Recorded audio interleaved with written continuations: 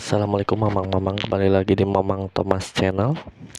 Pada 1 Maret 1942, Jepang masuk ke wilayah Hindia Belanda.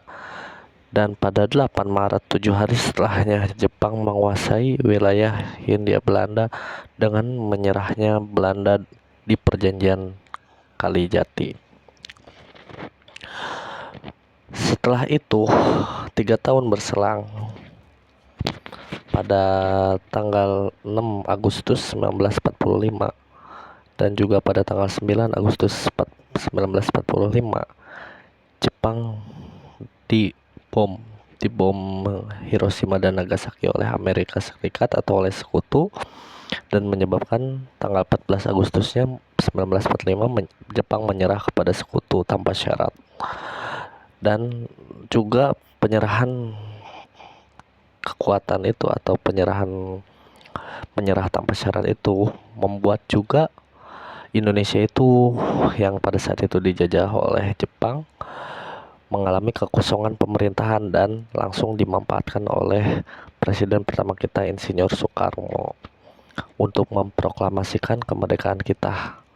Dan pada tanggal 15 September 1945, pasukan Inggris datang dari India untuk melucuti senjata Jepang ataupun melucuti dan juga membawa para tahanan sekutu, dan juga ada misi rahasia yaitu mengembalikan wilayah Republik Indonesia ke tangan Belanda. Tetapi mamang-mamang, pada tanggal 25 Oktober kalau mamang tidak salah, tentara Inggris masuk ke wilayah Surabaya, dan juga wilayah Surabaya pada saat itu menjadi benteng yang sangat kokoh dan sangat kuat. Pemimpin dari pasukan tentara Inggris yang datang dari India itu yakni Bapak Malabi.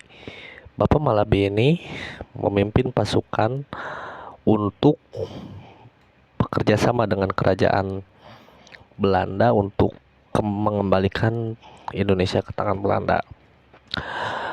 Tetapi pada saat Jenderal Malabi ini pada tanggal 30 Oktober 1945, jenderal itu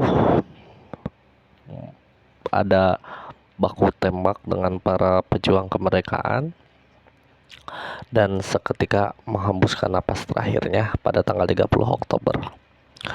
Dan juga banyak versi kematian pada tanggal kematian Jenderal Malabi ini. Ada versi yang mengatakan bahwa Jenderal Malabi ini tertembak karena peluru yang nyasar. Ada versi yang mengatakan Jenderal Malabi ini tertembak oleh seorang pemuda yang sampai sekarang tidak diketahui identitasnya. Dan ada versi dari diploma Inggris atau dari parlemen Inggris, Tom siapa gitu, Bapak Tom, bahwa ada kesalahpahaman. Jadi ini Baraya, pada tanggal 30 Oktober itu ada perjanjian untuk gencatan senjata. Tetapi ada miskomunikasi dari 20 serdadu Inggris itu, karena terputusnya telekomunikasi. Maka gencatan senjata itu malah tidak terjadi gitu.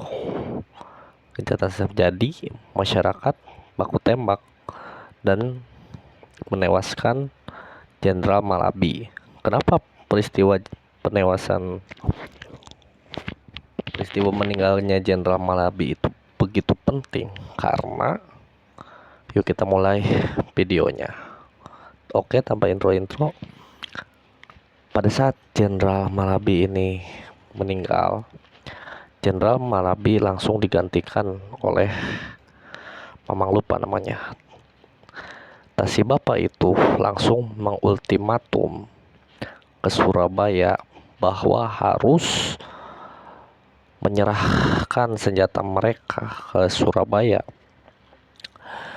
pada 10 November itu Surabaya itu harus segera menyerah, tetapi masyarakat tidak menyerah dengan ultimatum tersebut. Maka terjadilah pertempuran yang sangat hebat pada 10 November 1945 di Surabaya yang menewaskan belasan ribu orang warga Surabaya dan ribuan orang tentara dari Inggris.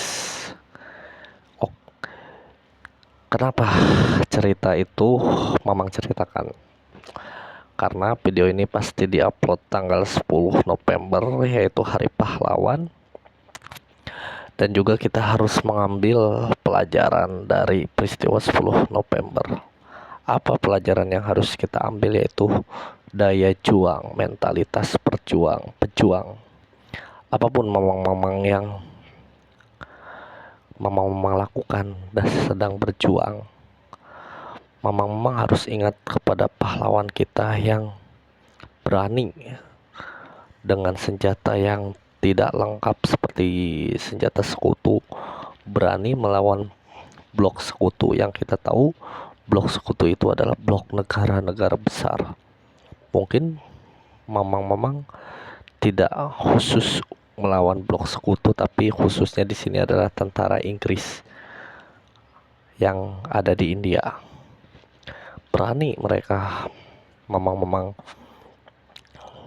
untuk melawan mereka, tidak gentar walaupun dengan persenjataan lengkap.